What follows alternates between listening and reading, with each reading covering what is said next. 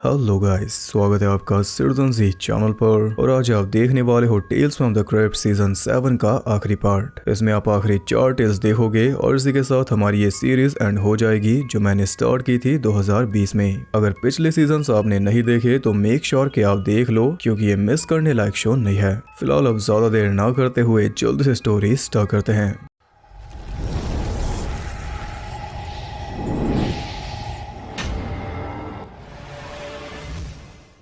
10वीं टेल का नाम है अबाउट फेस।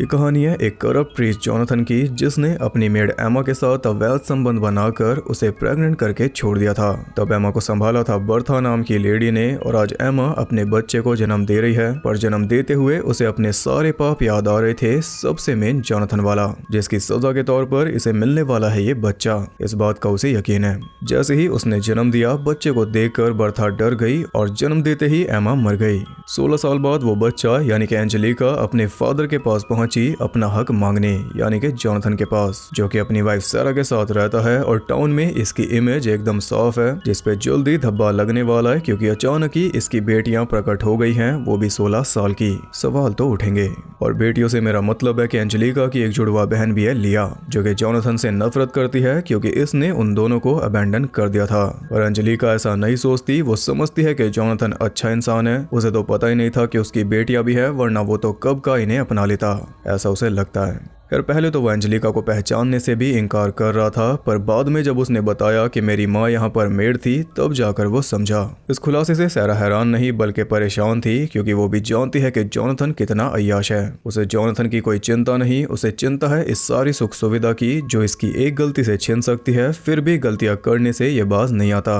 अब वो इनसे पीछा नहीं छुड़वा सकता, इसलिए उसने फैसला किया कि वो इन दोनों को अपने साथ रखेगा इसी घर में। और इमेज खराब होने का तो मतलब ही नहीं बनता, क्योंकि सबको ये बताएगा कि मैंने इन दोनों को अडॉप्ट किया। इससे इमेज और भी ज्यादा चमक जाएगी, क्योंकि इससे बड़ा पुण्य और क्या होगा। उसने एंजेलिका को बोल दिया कि तुम दोनों बहनें यहाँ पर रह सकती हो, और ये सुनकर उसकी खुशी का कोई ठिकाना नहीं था। दोनों बहनें उसी दिन शिफ्ट हो गई, और जोनाथन लिया से मिलना चाहता था, लेकिन वो तैयार नहीं थी। एंजेलिका कहती है कि उसे थोड़ा टाइम लगेगा नफरत दूर करने में, पर मैं उसे समझाऊंगी। रात में जब सारा आराम कर रही थी, तब उसके पास पहुंच गई लिया, जिसे देखकर सारा घबरा गई, क्योंकि उसका रूप काफी भयानक था। उसका फेस डिफॉर्म था, मानो वो नर्क से आई हो, और बातें भी वो एकदम सीधी कर रही थी। पाप और पुण्य का उसे सारा ज्ञान था, क्योंकि वो बहुत ज्यादा रिलीजियस है। उसकी बातें सुनकर सारा इतनी ज्यादा डर गई कि सुबह होते ही वो घर से चल दी, और जाते जाते जोनाथन को सब कुछ बता गई। गुस्से में वो उसे घर से निकालने गया तो एंजेलिका ने उसे बताया कि लिया की कोई गलती नहीं है, बल्कि सारा ही उसे उल्टा सीधा बोल रही थी। ये सुनकर वो तो चला गया, पर उसके जाने के बाद एंजेलिका ने लिया को समझाया कि अपने फादर से प्यार करना सीखो, पर लिया को इसमें कोई इंटरेस्ट नहीं। खैर, सारा चली गई, इसलिए जोनाथन अपने पुराने काम पर लग चुका था, अवैध संबंध वाला। पर यह सारा कार्यक्रम सुन रही थी लिया, और जैसे ही वो लड़की बाहर आई, लिया ने उसका गला काट कर उसे मार डाला। कुछ देर बाद सारा भी वापस आ गई, और उस लड़की की लाश को देखकर वो चिल्लाने लगी। तब जोनाथन बाहर आया, और ये पूरा सीन देखकर उसने सोचा कि सारा ने ही उस लड़की को मार डाला। अब अगर ये बात खुलेगी तो इसकी इमेज तो गई समझो, और इमेज को बचाने के लिए ये कुछ भी कर सकता है, मर्डर भी। मिनट से पहले उसने सारा का गला घोंटकर उसे भी मार डाला। इसके बाद वो पहुंचा एंजेलिका के पास, क्योंकि अब इसे सब कुछ छोड़कर यहाँ से निकलना होगा, और ये चाहता है कि एंजेलिका भी इसके साथ चले लिया को छोड़कर। पर बदकिस्मती से वो एंजेलिका नहीं बल्कि लिया ही थी, और ये बर्ताव देखकर तो उसकी नफरत भी डबल हो गई। वो अपने बाप के ऊपर बिना रुके अटैक करने लगी, पर आखिर में जोनाथन ने एक क्रॉस उसके आर पार करके उसे जान से मार डाला। और तब उसे पता चला कि एंजेलिका और लिया दोनों एक ही हैं, यानी कि बॉडी एक ही है, बस सर दो हैं आगे पीछे, जैसे मलिग्नेंट। कभी इस बॉडी पर हावी हो जाती है लिया और कभी एंजेलिका, पर अब एक साथ दोनों मर गई, क्योंकि दिल एक ही था। और अब जोनाथन पूरी जिंदगी सदमे में बिताएगा, क्योंकि एंजेलिका से इसे लगाव हो गया था। इसी के साथ ये टेल हो गई खत्म। इसमें मोरल ये था कि पाप और पुण्य हम सब के साथ हैं, ये हमारे ऊपर है कि हमें किसके साथ चलना है। 11 टेल का नाम है कन्फेशन।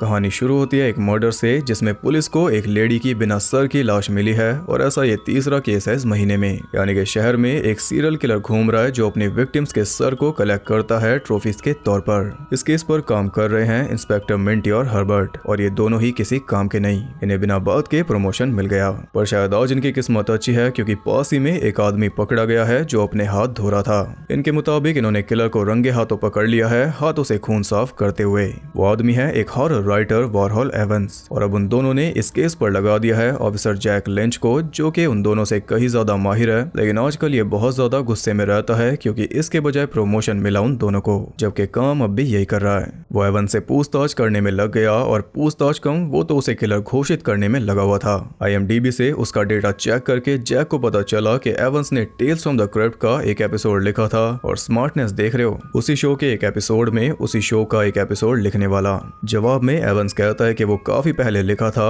अब तो वो शो भी बंद हो गया। और सैड बात यही है कि इसके 2 एपिसोड्स के बाद ये शो सच में बंद हो गया था। खैर, अपनी राइटिंग्स की वजह से ही ये सबसे बड़ा सस्पेक्ट है क्योंकि ये सीरियल किलर्स के बारे में अच्छे से रिसर्च कर चुका है। और जैक का कहना है कि रिसर्च करते करते ये खुद भी उनमें से एक बन गया। बात में दम है, लेकिन जवाब में एवंस कहता है कि रिसर्च की वजह से ही मेरा काम चल रहा है, अगर आप भी करोगे तो आपका केस भी सॉल्व हो जाएगा। और दिक्कत यही है कि आजकल कोई भी रिसर्च करना नहीं चाहता, और बात इसकी भी एकदम सही है।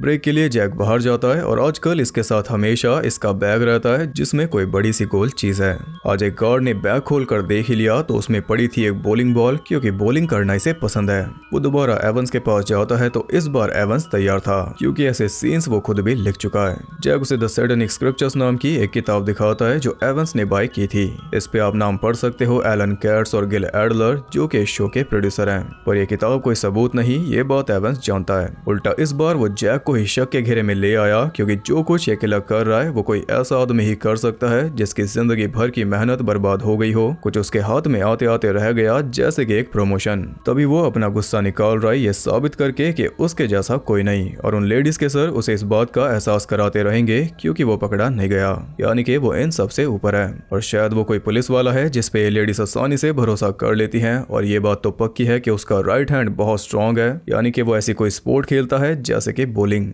उसके सारे सबूतों को देखते हुए एवंस ने उल्टा उसी पर शक डाल दिया, जिससे दोनों इंस्पेक्टर्स भी चौंक गए और वो भी आपे से बाहर हो गया।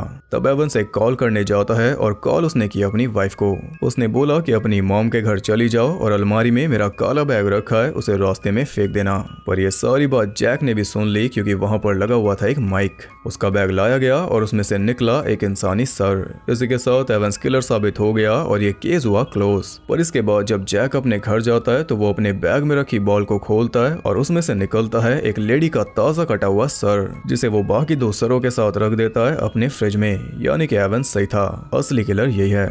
जो सर एवंस के बैग में मिला वो उसने किसी लैब से चुराया होगा रिसर्च के लिए। पर जैक ने एक बार फिर से साबित कर दिया कि वो बेहतर है। इसी के साथ ये टेल हो गई खत्म।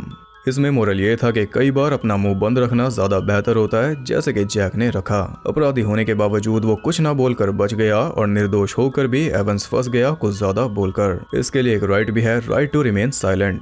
12वीं टेल का नाम है ईयर टुडे गॉन टुमारो। कहानी है ग्लेन नाम के एक सेफ क्रैकर की जो अपने कानों की मदद से तिजोरियां खोलता है और फिलहाल ये डेमो दे रहा है क्राइम बॉस मैल्कम को।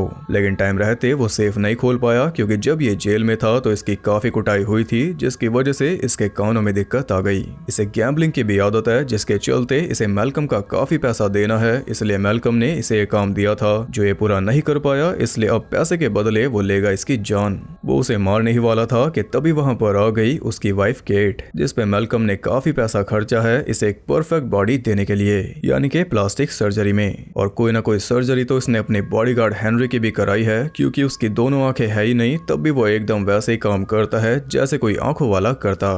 खैर, केट ने तरस खाकर ग्लेन को बचा लिया। उसके कहने पर ग्लेन को एक और मौका मिल रहा है, लेकिन इसमें केट का भी स्वार्थ है। कुछ दिन बाद वो ग्लेन से मिलने पहुंच गई और इस बार उसकी आंखें अलग थी क्योंकि सर्जरी करवा के इसने बिल्ली की आंखें लगवा ली। खैर, इसका भी मोटिव है पैसा। ये मैल्कम का पैसा लेकर भागना चाहती है, जिसमें इसकी हेल्प करनी होगी ग्लेन को। बदले में इसे भी ढेर सारा पैसा मिलेगा। पर जैसा कि हमने देखा अब ये किसी काम का नहीं, लेकिन इसका भी सोल्यूशन वो खुद ही करेगी। अपने डॉक्टर से वो इसके कानों की सर्जरी करवाएगी ताकि ये अच्छे से सुन पाए और सेफ को खोल सके। पहले वो ग्लेन को अपने मैंशन में लेकर गई, जहाँ पर डॉक्टर से बात करने के बाद उनका रोमांस चला और ये सब मैल्कम भी देख रहा था। इसके बाद डॉक्टर ने उसकी सर्जरी करके उसे उल्लू के कान दे दिए, यानी कि के उल्लू का हियरिंग सिस्टम, जिससे वो काफी लाउड सुन पा रहा था। किसी के दिल की धड़कन, सांसें, सब कुछ उसे काफी दूर से ही सुनाई दे रहा था और इससे उसकी बॉडी लैंग्वेज भी पूरी तरह बदल गई। एक अलग ही कॉन्फिडेंस उसकी बॉडी में आ गया। उसने सीधा ही बड़े वाले सेफ को खोल डाला जिसमें पैसों का भंडार था।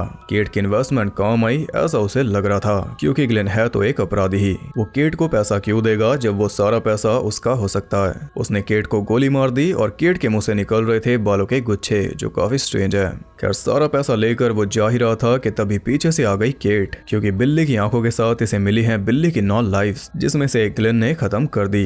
तो यानी कि ये पूरा सोचा समझा प्लान था। बिल्ली के फीचर्स इसलिए लिए क्योंकि ये जानते थे कि ग्लेन गद्दारी करेगा तो इसमें काम आएंगी बिल्ली की 9 जिंदगियां। वो सेफ खुल नहीं रहा था जो अब ग्लेन की मेहरबानी से खुल चुका है, यानी कि मैल्कम का काम तो हो गया और अब उल्लू के फीचर्स भी ग्लेन की बॉडी पर दिखने लगे, जैसे कि उसका नाक चीरकर बाहर निकल आई चोंच और उसका सर भी पूरा घूम गया। अब ये दोनों तो पैसे लेकर चल दिए और ग्लेन के ऊपर थोड़े एक्सपेरिमेंट्स करेगा डॉक्टर। इसी के साथ ये टेल हो गई खत्म। इसमें मोरल ये था कि गद्दार को अगर दूसरा चांस दोगे तब भी वो गद्दारी ही करेगा, इसलिए सेम पर्सन को अलग अलग मौके ना दो खुद को नुकसान पहुंचाने के। आखिरी टेल का नाम है द थर्ड पिग और ये इस पूरे शो का इकलौता एनिमेटेड एपिसोड है। ये कहानी है 3 पिग भाइयों की, जिनमें है ड्रिंकी जो कि पूरे दिन पीता रहता है, स्मोकी जो कि पूरे दिन फूकता है और सबसे छोटा डडली जो इनमें इकलौता समझदार है और उसे कोई बुरी आदत नहीं है। ड्रिंकी ने अपना घर बना रखा है एक पुराने विस्की ड्रम से, स्मोकी ने अपना घर बना रखा है सिगरेट और माचिस की तिलियों से और डडली ने अपना घर बना रखा है ईंट और सीमेंट से। एक दिन एक खतरनाक भेड़िया उन्हें खाने पहुंच गया। उसने ड्रिंकी के घर को फूंक मार कर उड़ा दिया तो ड्रिंकी पहुंच गया स्मोकी के घर, लेकिन भेड़िए ने फूंक मारी तो उसका घर भी उड़ गया, इसलिए दोनों जा पहुंचे डडली के घर, जिसे उड़ाने में भेड़िए के फेफड़े बाहर आ गए लेकिन वो नहीं उड़ा। तब निराश होकर उसे वापस जाना पड़ा और दोनों भाई भी काफी निराश थे क्योंकि रहने के लिए उनके पास घर नहीं बचा।